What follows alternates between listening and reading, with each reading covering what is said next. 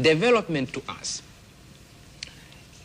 cannot be the building of a road so that we can point to a road and say, there you are. You know, at one time we had no road, now we have a road. That is development. It can't be the building of a building like this one and say, look, at one time we had no big buildings in Tanzania, now we have big hotels. This is not what we call development. Development to us must be the development of our people. And we are saying it can be brought about by themselves for the purpose of improving their own lives. Now, it does happen that our people are rural people.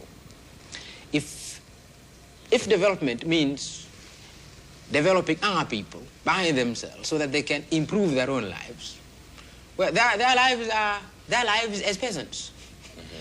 And this is where you are going to develop them, because they are going to work as peasants, to improve their surroundings as peasants, and create, if you like, a new kind of peasant. And this has implications, the political implications of this, that we are going to be creating not merely these social units.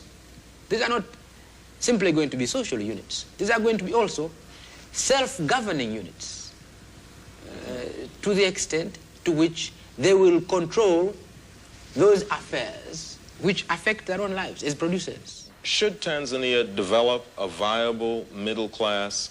And if it did, what role would that middle class play in the socialist revolution? I would say a middle class cannot help to develop the ideas of the Arusha Declaration. How could it help? Because we are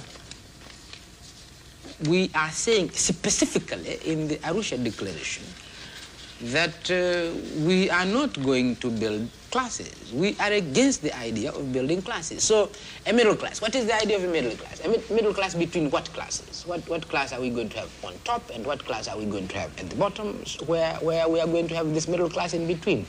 We don't accept this idea. The ideas of the Arusha Declaration are ideas of developing a dedicated leadership to what we call our revolution. And really, if you are going to think in terms where in other places these educated, highly educated or professional people, they belong to a middle class. We really don't want this idea of calling them a middle class. This is a dedicated leadership